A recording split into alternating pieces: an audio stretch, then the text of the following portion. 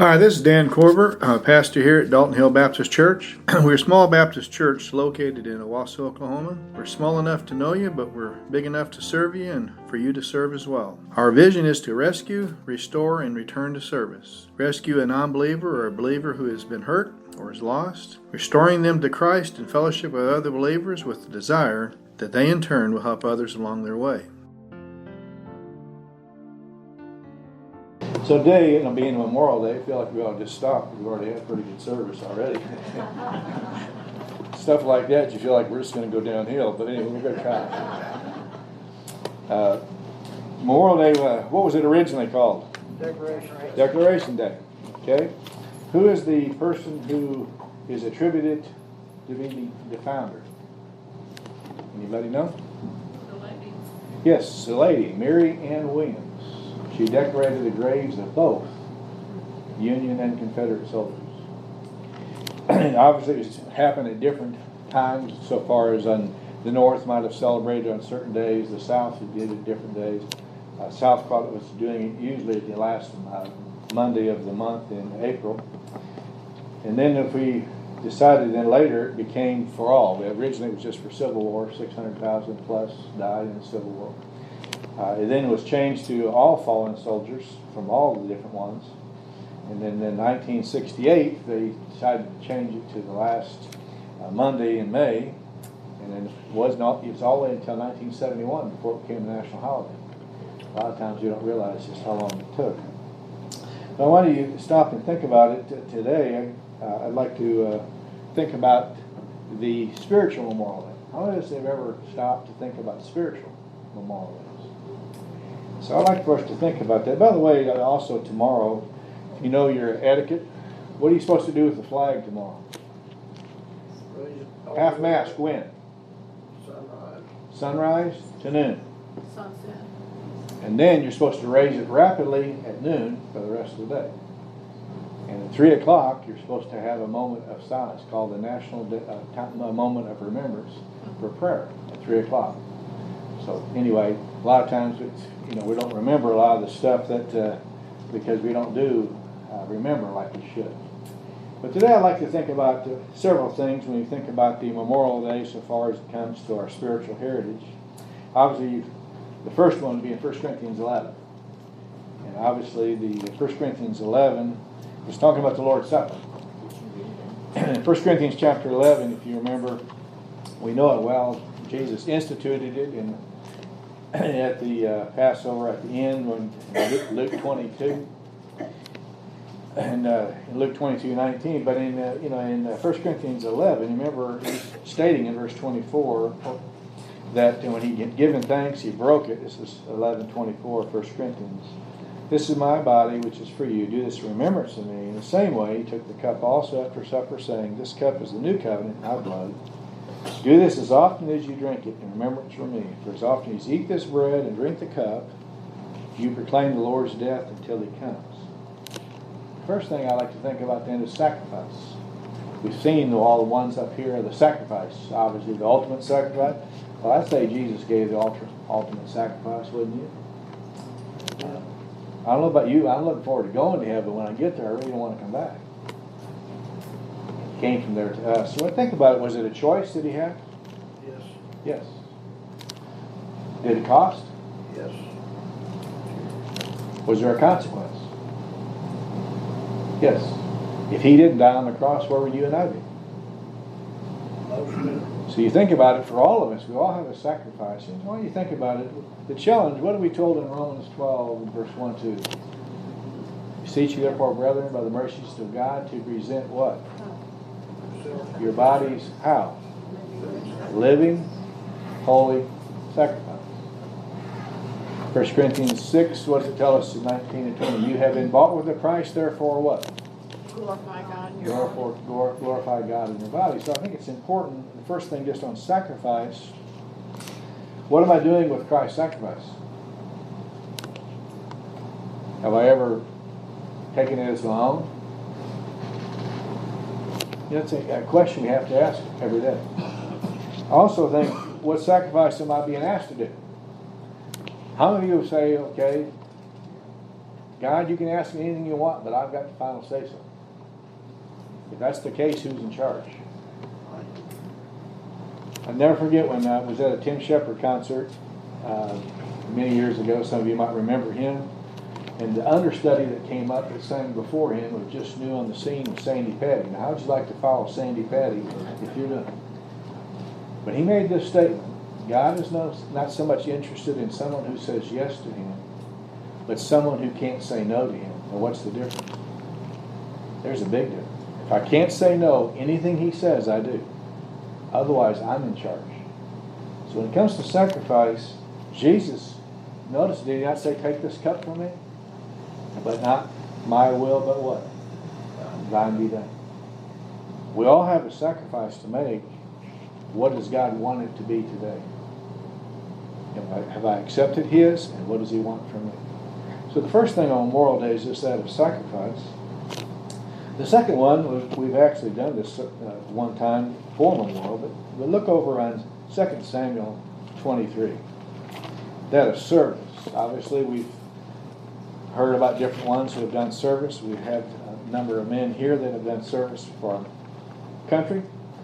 But in 2 Samuel chapter 23, right before David died, he writes about some men.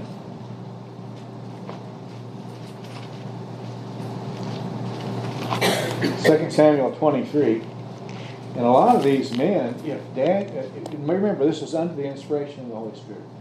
But if David hadn't written or told us these men's names, we would never know about it. And what David wants to do, it's his 30 mighty men. And you say, well, why is there 37 listed? Because when one would get too old or died, another person rose to take his place. And David wants everyone to know, including obviously the Holy Spirit, men who helped David get to where he was and do what he could do as a king. And I think it's important to recognize service. How many of us have ever recognized people who helped us get where we're at? How many of us have ever recorded it? You never stop and think. I think what a lot of us know when we can name some, but have we ever gone and talked to them? At my dad's funeral, if I've told you before, there was a man that was there. And when I asked my older brother and my younger brother, 30 years ago or more, I said, what two men influenced you most in your life? All three of us had my dad as number one. And number two, we each had somebody different. For my older brother, that man was there at the service, upper 70s. And I went up to him, he and his wife, and I said something to him. My brother was standing next to him. And I said something. Has Bruce ever told you that you were one of the most two influential people in his life? And you would have thought, he said no. He was about to go into tears. He said, I wondered at times, was my life worth anything? Because you get older and you realize, and you get, he was a lawyer here in town. He took my older brothers in college really struggling, and took him under his wing and really discipled him. He really made a difference in his life. You and I do not know, but how many of us have ever stopped to thank those people? Because that is important, because you do not know. When they get older, they often think there's nothing left. There's a lot left.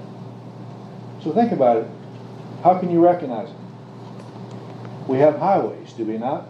Go out right out here, and what do you have? Andrew Looney Memorial Highway. We can do it that way, can't we? We can do it through a memorial. We can do it through a holiday. How many of you even know there's a tournament started 50 years ago or more, close to it, called the Memorial Golf Tournament?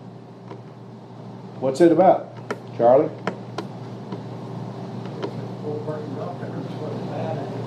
Okay. Who started it, and what's the proceeds for? You ever wonder? I'll tell you a little bit more later. Why does Jack Nicklaus, why did he always wear yellow? Called the Golden Bear. You ever wondered why he wore yellow? I remember buying a yellow one. I liked him. I loved yellow, and I even had the Golden Bear shirt. There's a reason why he wore yellow on Sunday. Anybody ever know why? So I think when you look at the back, you can really see a lot about it. So notice the first two things: sacrifice. Think of Memorial Day. Think of the sacrifices that Christ did, but everybody else in your life to get you where you're at. That of service. There's been so many people of service that have got us where we're at today. Look over in Joshua chapter 4. We'll see another one.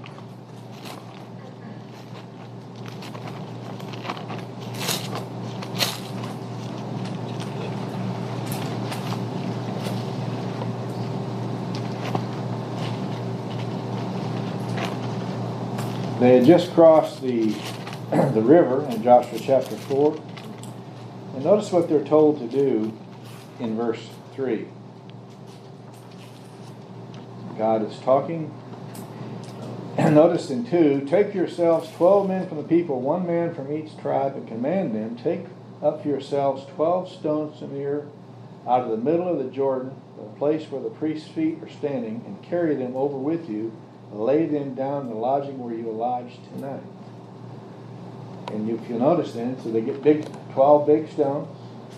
They carry them out. They also, if you go to verse 9, they also were supposed to put 12 stones in the Jordan River. And when you get to verse 20, you'll notice what's interesting. They take these 12 stones from the Jordan and they carry them all the way to Gilgal, which is an hour and a mile and a half away. Now, how many of you like to carry some massive stone a mile and a half? You ever wonder how they got them over there? But why did God want them to put the stones in the river, which said they were still there at the time of the writing? Why would they carry them all the way to Gilgal? He tells you in verse 21, and he said to the sons of Israel, when your children ask their fathers in time to come, saying, what are these stones? Then you shall inform your children, saying, Israel crossed this Jordan on dry land, and the Lord your God dried up the waters of the Jordan before you until you crossed, just as the Lord your God had done to the Red Sea, which he dried up before us until we had crossed. And all the people of the earth may know that the hand of the Lord is mighty, so that you may not fear the Lord your God forever. How many of us are taking stones or monuments or things to remember for our children? The Lord's done something in your life, but are you passing it on through a photo, whatever it might be? So when they see it, then they are going to face things. Your kids, your grandkids, great-grandkids, they're going to face things. How are they going to help you? How can you help them? By seeing these things, God helped them, God can help them. You have the same thing, all these stones or monuments. Do we not have places? What about Bethel? How important was Bethel to Jacob? In Genesis 25 and also then later in 28 and 35. Place was important. You also have days are important. Exodus 12, why do we celebrate the Passover? Why do we celebrate Passover every year? Remember, and we also have a Passover do, our Passover lamb. Remember. You also have, like I said, you have the places, you have days. It's interesting. It's interesting you have even in the book of Esther, the day of Purim, do you not? Next, Esther chapter 9. The importance to remember. It really hit home to me when Gene and I were in Europe in 1978, July 4th. Oh, boy, ready to... Boy, how many people do you think celebrated July 4th in Belgium? Why not? It's not important to them. So what about you and I? Do we have important days? I was listening to a testimony Ruth sent it to me about Tim Tebow, who was on the radio, and they were asking a bunch of questions. It was interesting. He said, my mom, after I came to know Christ at 6, she celebrates my spiritual birthday more than my physical birthday. And even to this day, calling me and everything else. That spiritual birthday, we celebrate more in my household. What about you and I? Special days. We do. In Exodus 15, you also have another one, which you don't have to turn to it, I'll just give it to you. After they had just, in Exodus 14, if you remember, they had just had victory over Pharaoh and his army. God, in the sea, God obviously caused the sea to close on them. In Exodus 15, Moses writes a song. And all the people are singing the song. And at the end of 2021, you remember Miriam was likewise singing and dancing before the Lord. How important are songs to remember?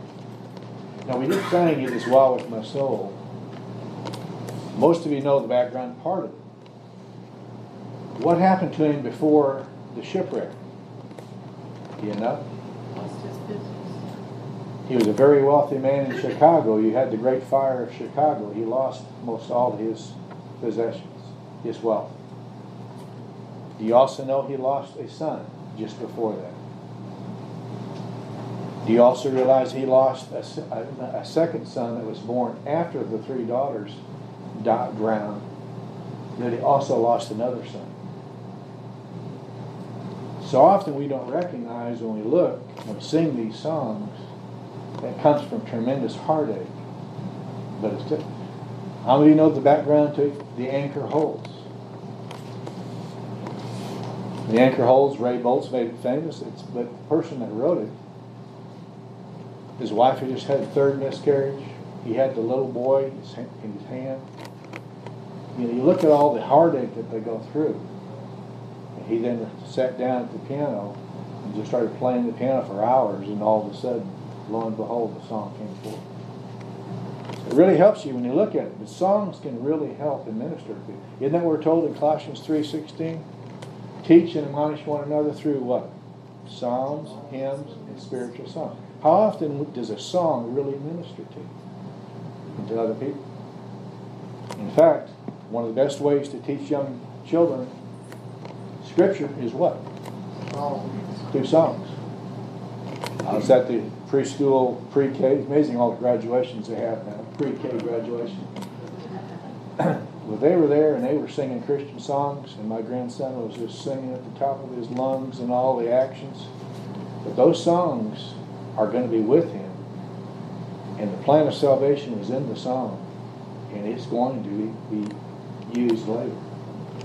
Never underestimate what you're teaching someone. So you have that. I think about it with the song. So you have, we've looked at so far then the sacrifice, right? Jesus' sacrifice. You have service of the mighty men and who we have served us to get us where we're at. Stones and monuments, songs. What about John chapter 13? We are very familiar with it. Obviously, Jesus washing the disciples' feet.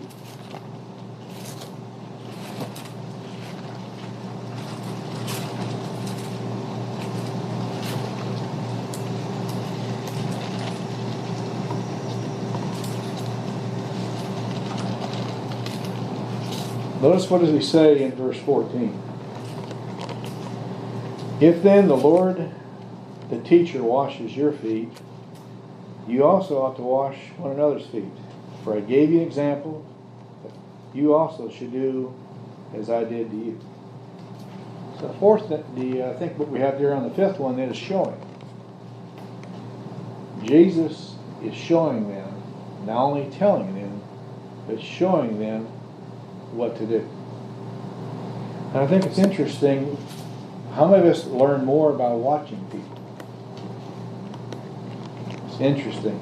I picked this book up by a lark. I was in Mardell looking at some books, and I've always been one of my favorite people growing up, sports figures, was Jack Nicklaus. I loved watching him play.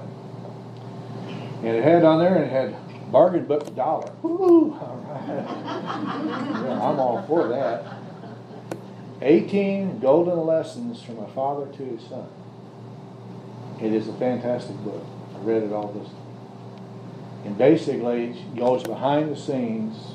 And when the son is writing it, the son actually gives his testimony when he came to know Christ in North Carolina. The lessons that his dad taught him off the golf course, and how things were more important, how he even lost tournaments at times because his family was more important to him. And so it just gives, it's amazing. 18 lessons my father taught me when he's writing. So if you want a good book for it really is. And for $1, hey, there you have it. Borrow it for 50 cents. Fine, I'll give it to you for 50 cents. I went back after I read it and I bought every book that had in there. I've been giving them away. But it's interesting. You ask, why does he wear yellow? Because a young man by the name of Craig was family friend, 11 years old, dying of bone cancer, real strange, rare bone cancer. And after Jack won a tournament, the little boy Craig called and said, I know why you won. He said, why is that? He goes, because I was wearing my magic yellow shirt. And so from that point on Sunday, if he was in contention, Jack wore yellow in honor of that young man. We're doing a tournament. You look at the tournaments coming up, the Memorial Day tournament, it's be wearing yellow or play yellow. Nicholas has set up and raised millions and millions of dollars for children's research for people. Ricky Fowler is the ambassador this year from OSU to play yellow and wear yellow. So when you think of it, I thought it was just because he was Golden Bear and he was wearing yellow feathers. No. So anytime the family saw him wearing yellow, it was a sign to them, he's remembering our son. You never really know when you look at it, the showing part of it. So how can you and I show? How can we show to other people that we care? It's interesting also in the book, it says in there that Jack Nicklaus got a call or was talking, and at the time you had the President Clinton goes to Jack Nicklaus and said, I'd like some advice. Jack Nicklaus says, well, how can I give you advice? He said, I have a person who wants to be a very large donor and give a lot of money to me. My wife wants me to go meet him. Chelsea wants me to take her on a horseback riding. Jack says, that's easy. That's an easy question. You go horseback riding with your daughter. That fundraiser will be there. When you think about it, you don't think about those kind of things when people are that much pressure on them to do all that, and how you give up stuff because family means more. It's just rain. We've seen it before. The last one I want you to think about is that of storing up. You have it in Malachi 3, if you remember, you have the book of remembrance. And they were wondering why live righteously. And it says because he writes the names down of what all you've done. Isn't that what you're told to do in Matthew chapter 6? Lay up for yourself treasures, what? In heaven, or neither moth nor rust or anything can destroy.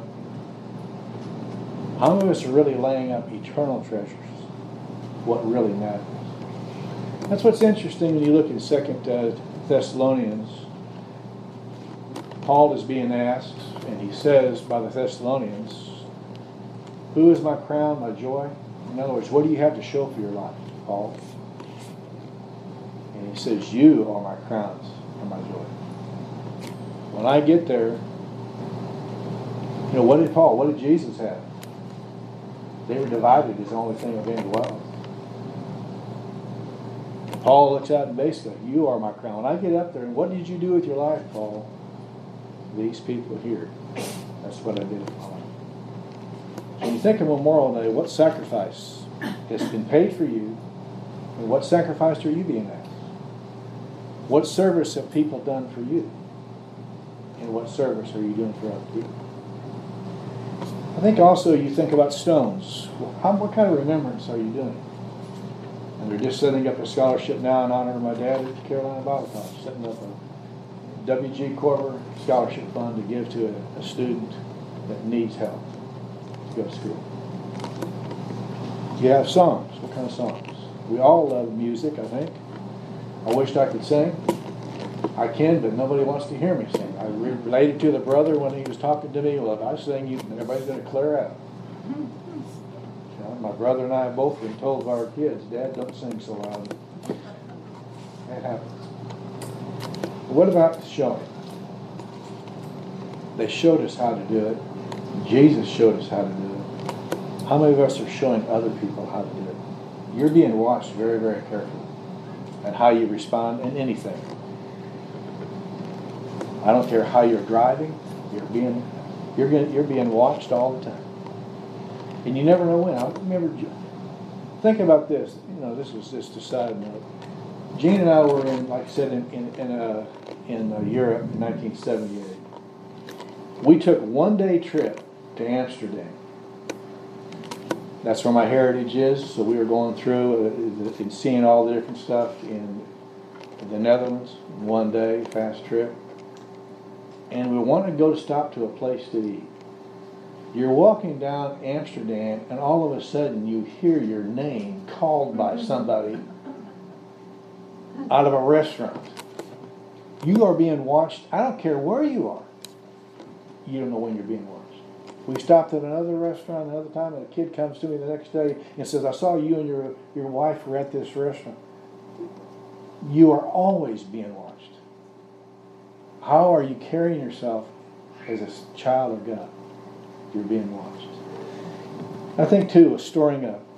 Do I care so much about today, or do I care more about eternity and what's being stored up? So you think about it. I think we have a lot to be thankful for. Memorial Day, but we have a lot that we can likewise give to show our thanks. So thank you. We'd love for you to come and visit with us and fellowship with us. We're located at 8263 North Owasso Expressway, which is on the east side of Highway 169 North, between 76th and 86th Street North. We have coffee and fellowship from 8:30 to 9 Sundays, followed by Sunday school for all ages from 9 to 9:45, and our Sunday morning worship service is from 10 to 11. We likewise have a Wednesday night service for all ages from 7 to 8.